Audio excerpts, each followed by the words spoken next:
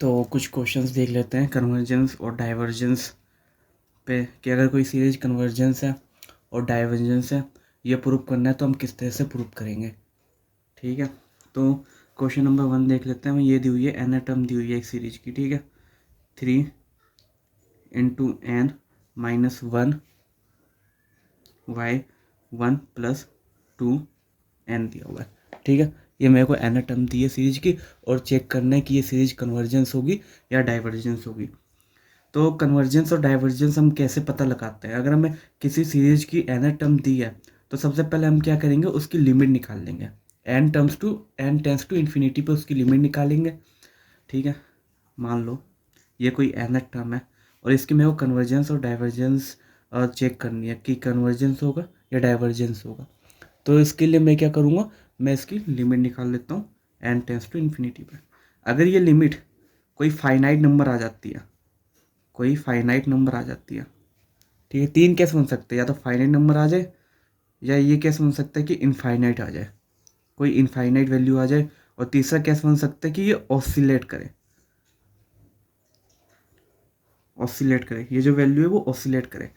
Finite number आ गई तो क्या होगा, ये कन्वर्जेंस होगी।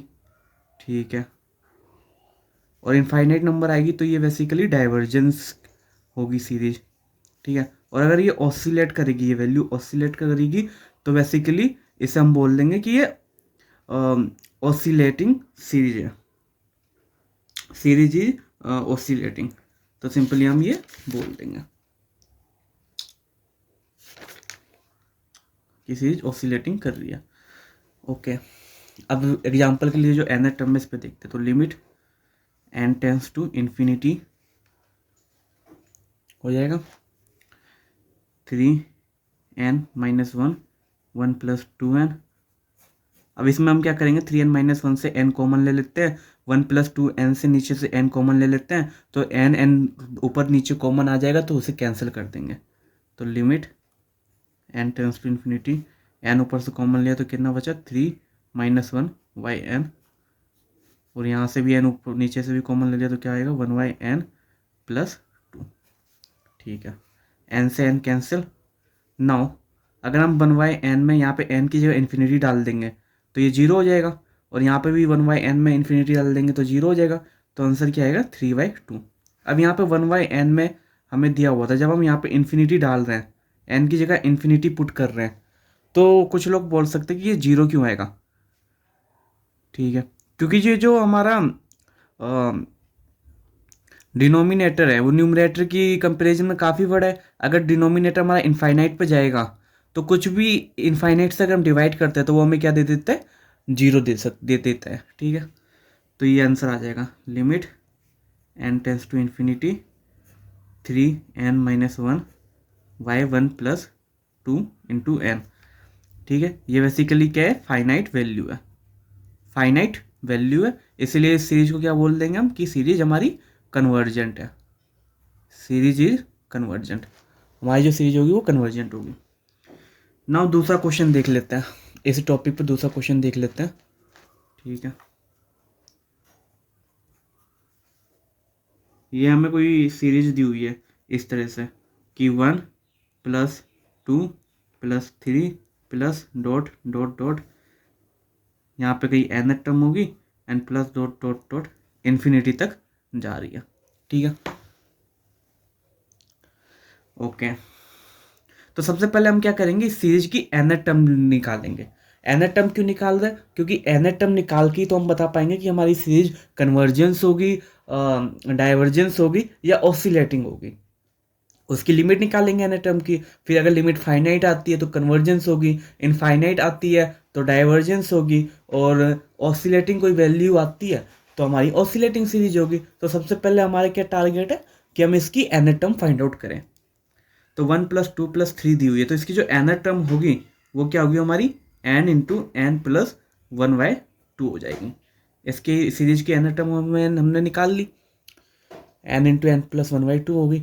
नाउ अब इसकी हम लिमिट निकालने की कोशिश करते हैं, limit n tends to infinity पे, so n, now limit n tends to infinity n into n plus 1/2 है।